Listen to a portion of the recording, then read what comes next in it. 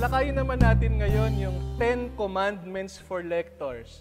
Ito yung mga practical na tagubilin at paalala paano magpahayag ng salita ng Diyos. 10 utos ng pagpapahayag. Una, thou shall not read from loose sheets or missalets. Tandaan natin, yung missalet o yung pinrint natin na gabay sa misa, it is only for participation and preparation. It is not for proclamation. Pwede siyang gamitin ng commentator bilang gabay ng mga sagot niya. Pwede siyang gamitin ng ilang mga tao kung kailangan nila ng kopya ng magiging mga sagot. Pero ang lektor, saan dapat manggagaling ang pagbasang ipapahayag? Sa leksyonaryo. Sa leksyonaryo.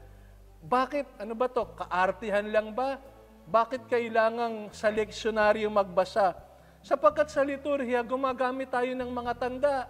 At sabi pa nga sa atin, yung mga tanda dapat sumasagisag at sumasalamin sa mga makalangit na bagay na ipinapaalala at ipinapakita sa atin. Kaya nga, gumagamit tayo ng maayos at magandang aklat. Ikalawa, sapagkat kapag leksyonaryo ang ginamit natin, makikita natin na hindi lang tayo nagpapahayag sa microphone. Hindi lang sarili natin ang pinagpapahayagan natin. What we do is a communal act. Nagpapahayag tayo sa isang pamayanang nagkakatipon. Meron ding mga praktikal na aspeto. Mapapansin natin, yung leksyonaryo mayroong malalaking letra para mas madaling basahin.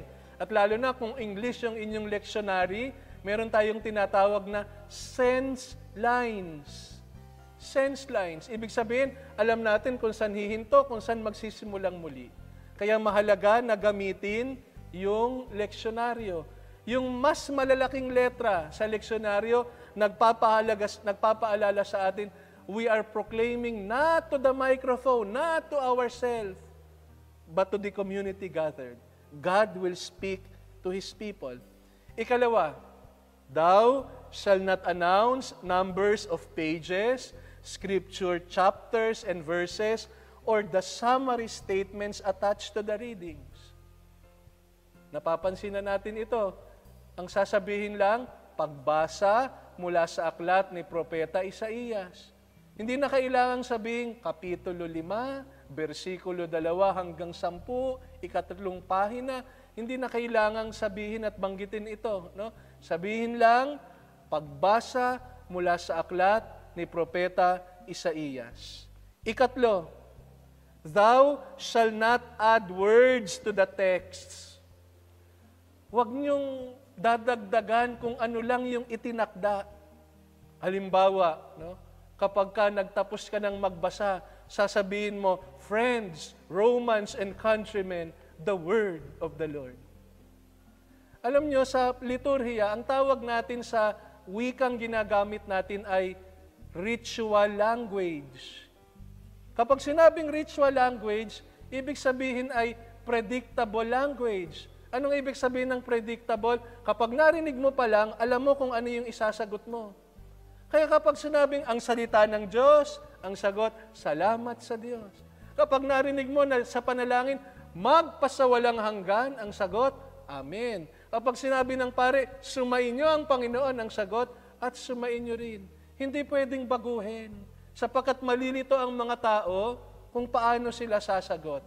Ritual language. Do not add words to the text.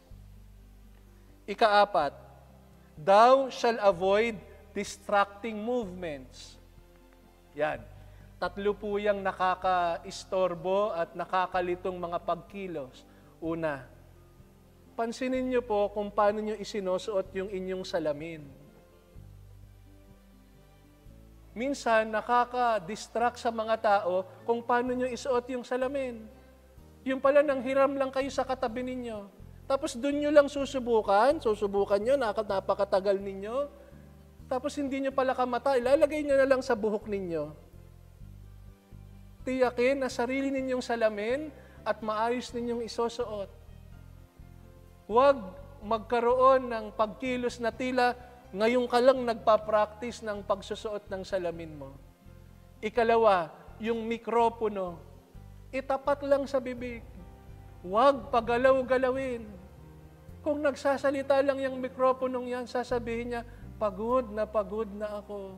Sobra na akong nasasaktan. Itapat lang sa bibig. Sapagkat minsan, sa paggalaw ng mikropono, may masakit sa tengang tunog. At ikatlo lang pala. Ikatlo, ano yung ikatlong nakakalito at nakaka-distract kung paano nyo ilipat yung pahina? So paalala ko, sapagkat ito'y practical tips, ang isang lektor, alalahanin ninyo anong pahina yung babasahin ninyo. Kasi may mga pagkakataon, yung pahina nahihipa ng bentilador.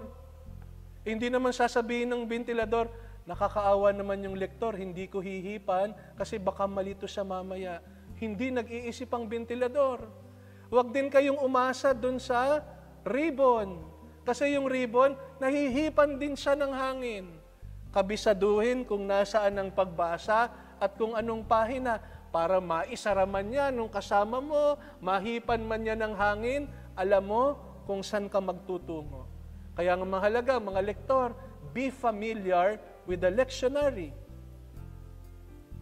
Kapag ka nagbabasa ka at nakita mo, yun palang pangungusap mahahati, nasa susunod na pahina, hawakan na yung pahina.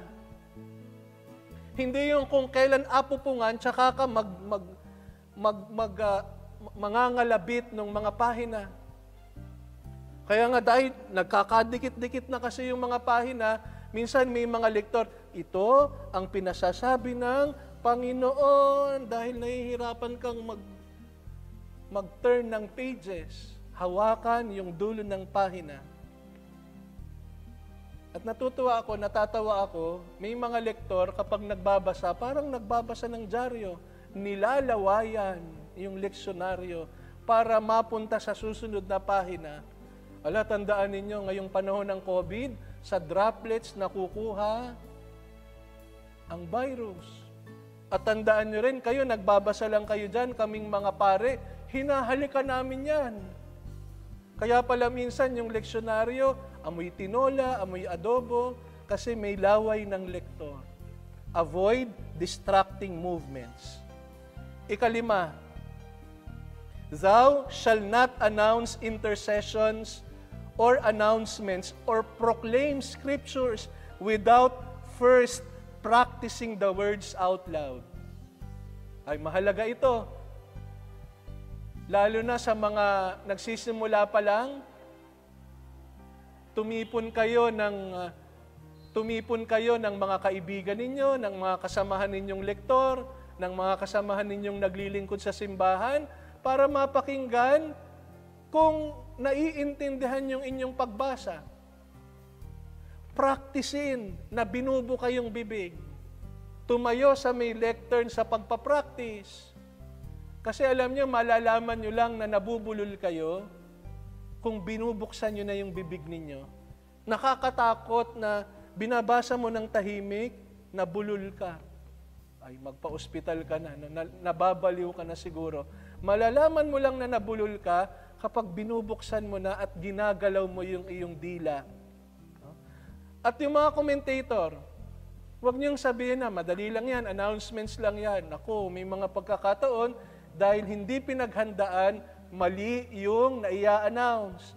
Sabi ng isang commentator, mga kapatid, nais po naming ipaalala na sa darating na Biyernes ay Ash Wednesday na. Wala, hindi kasi naghanda. Naging Biyernes ang Ash Wednesday. Doon sa isang parokya na nagmisa ako, dahil ipinapaalala sa mga tao na patayin ng cellphone, huwag maingay, dahil hindi niya inensayo yung kanyang sasabihin, sabi niya, ipinapaalala po sa lahat ng nagsisimba na patayin ang katabi. Hindi, no? Patayin ang cellphone o i-silent mode at iwasan na ang mga pari ay maglakad at magingay at maggalaw-galaw. Ang ibig niyang sabihin, yung mga bata, no? Pati kaming mga pari, pinag-initan pa. Practice the words out loud. Ika-6, thou shall not overdo the instructions such as sit, stand, kneel, or overstate what is obvious, such as the response for today's psalm is. Simple lang yung mga instructions. Sa weekday masses nga sa mga parokya natin, pwede nang hindi sabing magsitayo tayong lahat, magsiupo tayong lahat. Kasi yung mga nagsisimba dyan, alam na nila yung sunod-sunod nilang gagawin. Siguro tuwing linggo, o kapag kamisa ng patay, kasi yung funeral masses, o kaya kasal, marami dyan ay minsan lamang magpunta sa simbahan. Kaya mahalaga na nagagabayan. Pero simplehan lang, magsiupo po tayong lahat. Magsitayo po tayong lahat. Huwag na pong habaan. Minsan sa sobrang haba, magsitayo po tayong lahat para umawit ng aleluya at bilang paggalang sa mabuting balita at kung ano-ano pa yung sasabihin ng mga tao. Ano ang gagawin natin? Simplehan lamang yung instructions. Do not overdo the instructions. Sa Ingles, sabihin lang, please rise. Please be seated. Please kneel. At huwag nang sabihin yung obvious na. Hindi na kailangang sabihin unang pagbasa. Marunong magbilang yung mga tao. Hindi na kailangang sabihin, salmong tugunan ang atin pong itutugon. Paano ginagawa natin? Bigkasin lang yung tugon. Alam na ng mga tao na yun ang itutugon nila. Ang Panginoon ang aking pastol, hindi ako magdarahop. At susunod ang mga tao, tutugon sila. Hihinto ka lang. Do not overstate what is obvious. Mag-ingat din po sa paggamit ng kamay. Halimbawa sa salmong tugunan, para tumugon ang mga tao, sasabihin mo. Minsan sa isang misa, ginawa ito, sa isang parokyang nabisita ko, dahil hindi sana yung mga tao, tumayo ang mga tao. Ang ibig sabihin ay pagtugon. Pagkatapos nilang tumugon, umupo uli. Tapos panahon na naman ng pagtugon, sabi na naman ng lektor, tumayo na naman ang mga tao. Huwag nating lilituhin ang mga tao. 7, thou shall not run from or toward the pulpit. Alam nyo na, hindi naman kailangang tumakbo o magmadali dahil, una, hindi tayo nagmamadali. 2, hindi maganda na may maaksidente pa sa paglilingkod. Naalala ko dun sa isang parokyang napaglingkuran ko, medyo mataba yung aming kasamahan na lektor.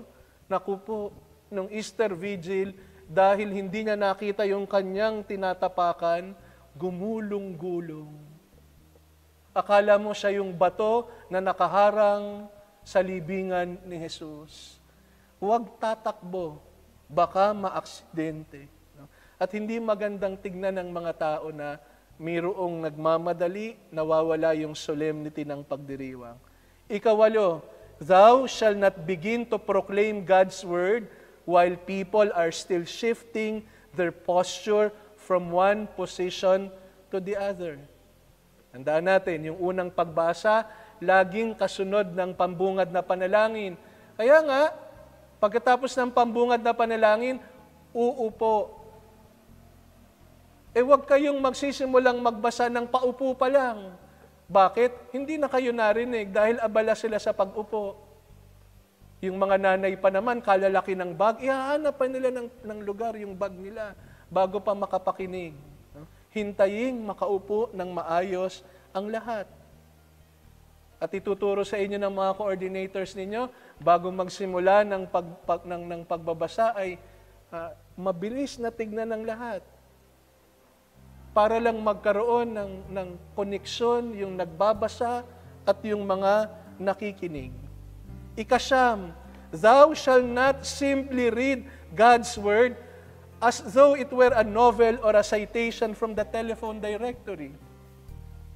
Nabanggit ko na kanina, iba yung ordinaryong pagbabasa at yung pagpapahayag. Kapag nagpapahayag, nasa diwa ng panalangin.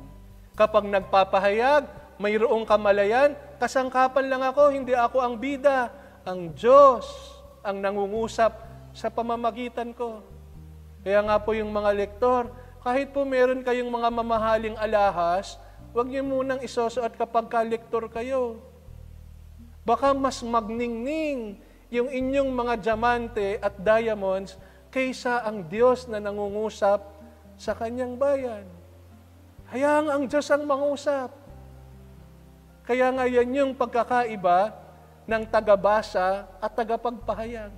Kapag nagpapahayag, naiintindihan ang ipinapahayag at may kamalayan, ang Diyos ang nangungusap sa pamamagitan ko. At huli, thou shall not forget the privilege and responsibility accorded you as a minister of the Word. It is a privilege and a responsibility. Alam nyo, minsan kapag nagpapahayag kayo ng salita ng Diyos, hindi nyo naman mapapansin yung epekto nito sa mga tao. May nakanganga, may natutulog, minsan pa nga may nagkikwentuhan. Pero alam nyo, minsan mayroong nagkwento sa akin, doon sa harap ng simbahan namin, mayroong binago dahil nakinig sa pagpapahayag ng salita ng Diyos. Nung araw daw na yon, dahil patong-patong na yung kanyang mga problema, gusto na raw niyang magpakamatay. Nagdroga daw yung anak niya, nakabuntis yung isa niyang anak. Sabi niya, bakit ba sabay-sabay? Sabi niya, para matapos na lang lahat ng ito, gusto ko nang magpakamatay. Sabi niya, buti na lang, bukas yung trompa ng simbahan ninyo. Napakalinaw nung pagpapahayag nung lektor.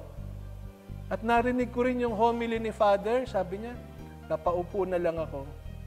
Nagbago yung isip ko. Nangako ako sa sarili ko, tutulungan ko yung aking mga anak. You will never know. Minsan kapag misa ng patay, akala mo mga walang pakialam. Kasi nga marami sa kanila puyat, marami sa kanila nagdadalamhati. Pero minsan may bumalik dito, dinalan ako ng cake. Dahil sa pakikinig sa salita ng Diyos. Pag narinig mo kasi yung mga salitang, even though I walk in the valley of darkness, I fear no evil, for you are with me. Kapag narinig mo yung mga salitang, halika yung mga napapagal at nabibigatan sa mga pagsubok sa buhay, at kayo ay pagpapahingahin ko. Magbabago ang lahat. Minsan hindi mo makikita sa ekspresyon ng muka. Minsan sa pag-uwi. Minsan nga hindi na natin aabutan sa ating tanang buhay yung pagbabago, pero isang araw, dahil ang salita ng Diyos ay dabar, ibig sabihin, may kapangyarihang makapagbago. Seryosohin natin yung ating tungkulin. Ang salita ng Diyos, kapag ipinahayag at narinig, lumilikha ng mabuti, nakapagbabago ng puso. Nais kong tapusin ang ating pagpanayam at pagninilay at pag-aaral sa isang kwento. Minsan, isang Catholic school ang nag-organize ng Grand Alumni Homecoming. At isa sa kanilang nagtapos na doon nag-aral ay isang sikat na artista, theater actor at movie actor din. Kaya sabi nila, pinuntahan nila, pinakiusapan, sabi, pumunta ka naman sa alumni homecoming para makahatak tayo ng mas maraming makakapunta. Tignan mo yan, sikat na sikat ka ngayon. Sabi niya, sige, kakanta ako. At sabi niya, kasi Catholic school tayo, i-recite ko yung Psalm 23 para naman ma-inspire yung ating mga graduates at yung ating mga alumni. Sabi niya, nabalitaan ko, meron tayong isang alumnus na pare na 90 plus years old na. Imbitahin din natin. Sabi niya, maganda, i-recite ko yung Psalm 23, siya rin. Alam mo, maganda, mai-inspire tayo sa bawat isa. So dumating na yung alumni homecoming, kumanta itong sikat na theater actor at movie actor. At pagkatapos niyang kumanta, palakpakan ng lahat. Pagkatapos, ni-recite niya yung Psalm 23, napakalinaw. Parang tumutula ng maganda. Nagpalakpakan ng lahat pagkatapos. Sabi niya, tapos na ako. Si Father naman. At nung tinawag si Father, nasa medyo kalagitnaan pa siya ng mga uma-attend sa alumni homecoming, dahan-dahan ang paglalakad. Dahan-dahan ang pagpanik sa stage. Kitang-kita sa pagyuko ng kanyang katawan, sa dahan-dahan na paglakad, yung dami ng taon na ginugol niya sa paglilingkod sa simbahan. At pagdating sa stage, nagsimulang i-recite ang Psalm 23, garalgalang boses. Dahil sa katandaan, dahil marahil na rin sa karamdaman, sabi niya, the Lord is my shepherd. There is nothing I shall want. May mga salitang hindi na nga marinig, pero tuloy-tuloy ang pagdarasal. At pagkatapos niyang mabuo at makumpleto ang Salmo 23, walang pumalakpak, tahimik ang lahat. May mga tumutulong luha. At sabi nung theater actor at movie actor, you know the difference between Father and I? Sabi niya, I know the psalm, He knows the shepherd. He knows the shepherd. At ito yung panalangin ko sa inyong mga tagapagpahayag ng salita ng Diyos. Na lumago kayo sa inyong paglilingkod upang sa palagiang pagpapahayag ng salita ng Diyos, katulad ni San Pablo, isang araw, dahil na isabuhay ninyo yung salitang ipinapahayag ninyo, sasabihin ninyo, hindi na ako ang nabubuhay, si Kristo na ang nabubuhay sa akin. It is not I who live, it is Christ who lives in me. Maraming salamat.